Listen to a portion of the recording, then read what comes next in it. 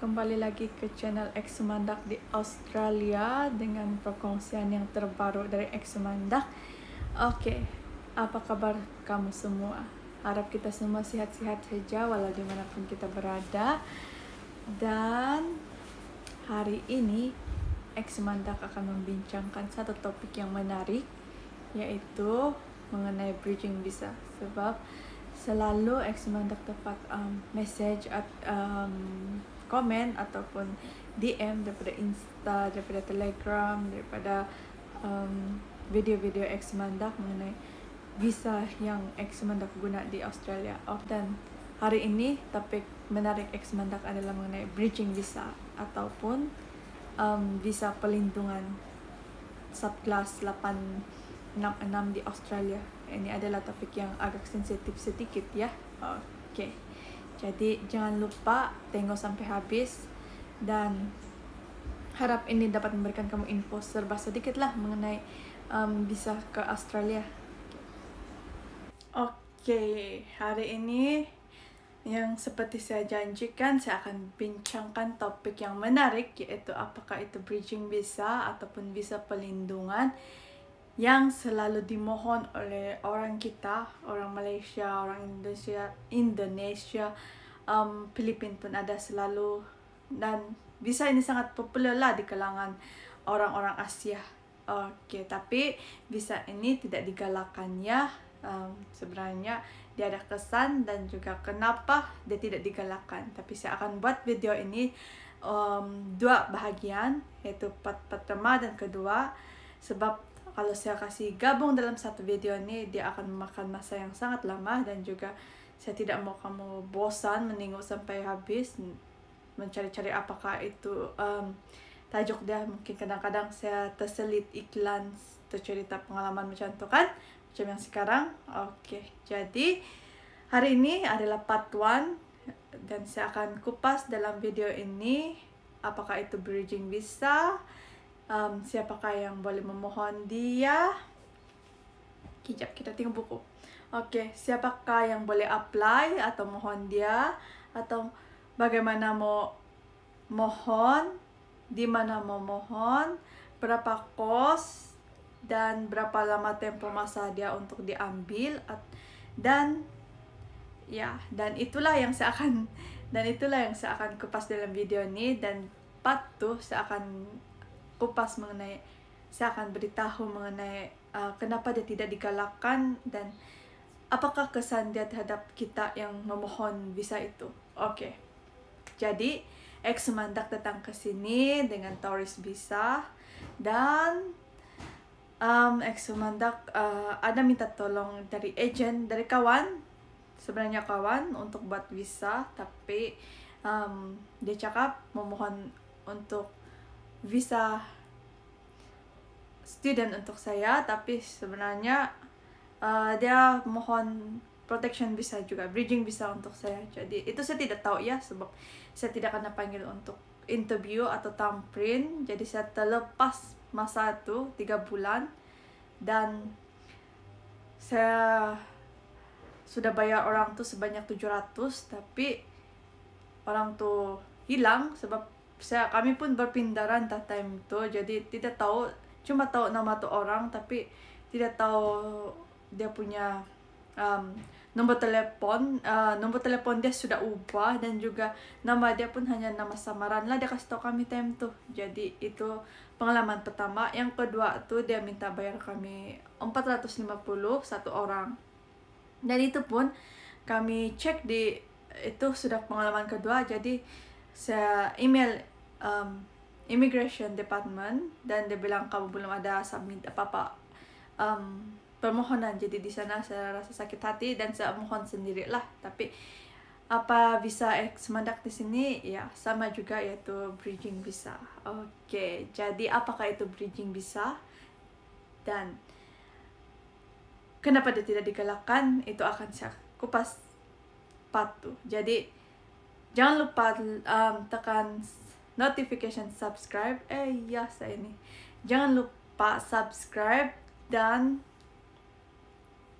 nantikan notification dari X Mandak untuk patuh. Oke, seperti yang saya sudah cakap sebentar tadi, ramai orang Malaysia, ramai orang Asia yang datang ke sini dengan tourist visa, dan seterusnya untuk dapat permit kerja dan apply, mohon bridging visa.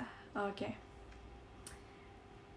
Sebab saya selalu mendapat pertanyaan kan daripada orang yang subscribe saya, orang yang komen saya di video-video saya yang lain. Dia bilang, macam mana mau datang sana dengan permit kerja yang sah. Dan saya dengar ada orang cakap mengenai bridging visa. Apakah itu bridging visa? Jadi saya akan coba ulas dalam video ini. Jadi apakah itu sebenarnya bridging visa? Oke, bridging visa, kalau kamu datang ke Australia dengan student visa, kalau kamu mau belajar di sini, macam tu, sementara menunggu proses visa kamu tu diluluskan atau ya, ada apa-apa pembaikan dalam visa kamu tu, kamu otomatik akan diberi bridging visa oleh pihak Australia lah, Department Immigration sana, sementara kamu menunggu visa kamu tu. Dan bridging visa ini adalah terdiri daripada A, B, dan C. Oke. A, B, and C. Dan dia ada juga visa E. Dan apakah itu bridging visa A? Oke. Bridging visa A adalah visa yang kamu diberi sementara waktu, sementara menunggu kelulusan visa kamu yang lain, sama ada student visa ataupun skill visa ataupun apa-apa visa yang kamu sedang tunggu lah. Kalau itu diberikan oleh pihak Australia. Tapi ada yang akan mohon bridging visa, protection visa tuh.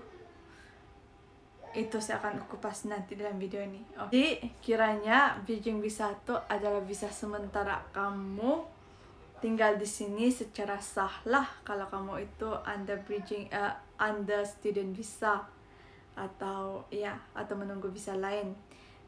Dan tapi kalau kamu datang sini dengan tourist visa dan ada agen yang menjanjikan kamu untuk membuat kamu permit kerja ataupun visa kerja di sini, selalunya apa yang dorang buat adalah dorang akan apply kamu protection visa, yaitu protection visa under subclass 866. Kamu boleh Google dia di Google sana dan mencari maklumat yang lebih terperinci lah mengenai apakah itu protection visa subclass 866. Jadi hari ini saya akan kupas mengenai itu, yaitu visa pelindungan atau bridging visa.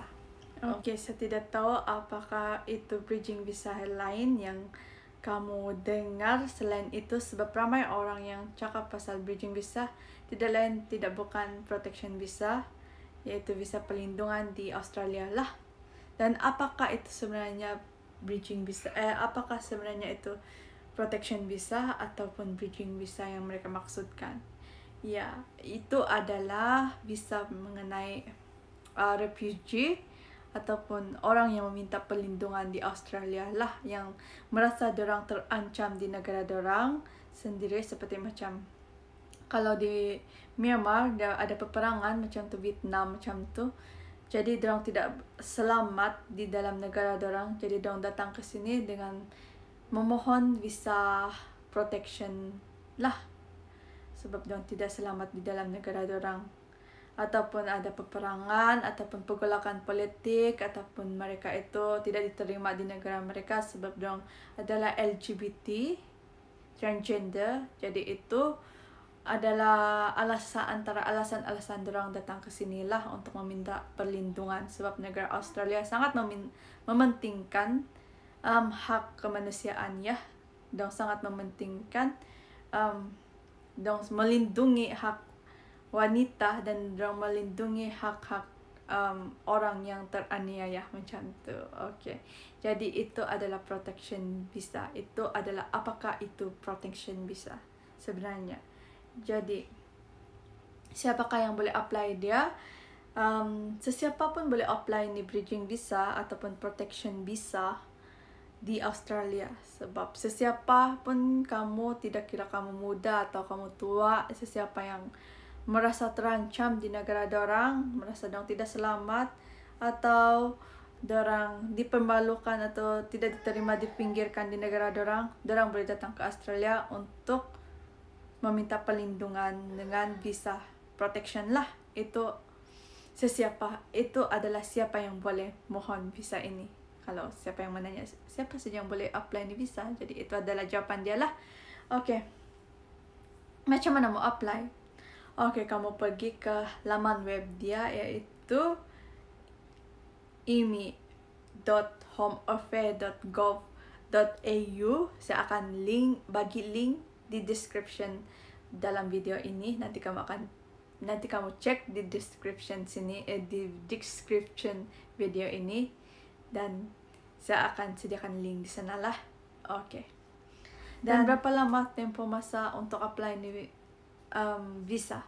Jadi dia tidak tentu ya. Dia mengambil masa kira-kira dalam masa paling cepat 2 minggu, paling lambat 1 bulan lebih atau 2 bulan, bergantung pada kamu punya jawapan lah, ataupun jawapan macam mana dong proses kamu punya visa. Berapa kos dia? Okay, kalau kamu minta buat orang akan charge kamu mahal ya, dalam sekitar 400 hingga 1000 pun ada yang pernah saya dengar. Dan pengalaman saya sendiri, dia ada 700 dan juga 450. Nah, jadi mendekat 1000 lebih lah. 2 kali sudah saya mohon, dan orang tu mohon visa yang sama, tapi cost dia berbeza. Okay, jadi kalau kamu mohon sendiri, kalau kamu tahu apakah visa itu, yaitu protection visa 11866, kamu type di Google sana dan ada form dia di situ. Kamu cek, kalau kamu dapat jawab sendiri soalan-soalan yang diberikan, jadi cost dia hanya memakan masa $40 ya, 40 atau 45, sekitar macam itulah, 40 hingga 45 dolar untuk satu permohonan tuh. Okay, jadi itu adalah cost dia untuk mohon visa ini. Okay, jadi kenapa ramai orang Asia yang apply protection visa di Australia atau visa pelindungan di Australia? Okay, satu, sebab dorang kurang info, banyak rakyat yang kurang info mengenai visa yang ada permit kerja datang ke Australia. Contoh working holiday visa, skill visa, dan agriculture visa. Tapi malangnya untuk rakyat Malaysia, agriculture visa tu telah ditolak oleh kerajaan kita. Jadi itu sangat-sangat sayangnya, sebab banyak kelebihan visa pertanian tu sebenarnya untuk rakyat Malaysia. Sebab kamu boleh ulang-alik dari Malaysia pergi ke Australia untuk bekerja. Tapi kerajaan kita sudah tolak tu agriculture, jadi visa perlindungan lah yang paling dekat, yang paling senang untuk dorang apply lah di sini. Itu yang pertama. Dan yang kedua, ejen yang dorang ikut pergi ke Australia, mohon dorang protection visa untuk ada permit kerja. Sebab ada protection visa subkelas 866 ni, kalau kamu dapat visa A, kamu akan diberi permit kerja di Australia lah. Jadi itulah yang ejen mohon untuk orang-orang yang mendaftar kepada mereka. Jadi dorang tidak tahu, dorang serahkan semua itu kepada ejen. Jadi itulah yang ejen tu mohon untuk dorang. Itu yang kedua. Jadi yang ketiga adalah sebab dia murah dan senang dapat. Jadi dorang takut sebab visa turis atau pelancongan visa pelancong dorang sudah hampir tamat di sini. Jadi sebelum 3 bulan tu dorang apply bridging visa. Kalau dorang apply dalam masa 3 bulan bridging visa di Australia, dorang akan dapat bridging visa A. Jadi bridging visa A ni ada work right dan juga ada study right di Australia lah. Tapi kalau kamu dapat bridging visa C yang selepas 3 bulan tu kamu tamat kamu punya tourist visa, bridging visa C ini tidak membolehkan kamu bekerja di Australia ya. Jadi kamu mohon lagi balik work right untuk protection visa tu. Jadi itu ada proses yang lebih rumit sedikit. Sebab itulah dorang mohon protection visa awal-awal di sini Australia. Jadi yang keempat, sebab yang keempat dorang minta perlindungan di sini adalah memang nyawa dorang terancam di Australia, di negara dorang. Seperti yang saya cakap, macam di Myanmar yang ada peperangan, dan juga di Filipina sana banyak kekacauan peperangan macam tu. Dan seterusnya dorang yang lain adalah LGBT, jadi dorang malu di Malaysia sebab dorang tidak diiktiraf dan dihina atau dikecam macam tu. Sebab itulah dorang minta perlindungan di Australia, macam si Sajat lah macam tu, macam kes Sajat macam tu lah.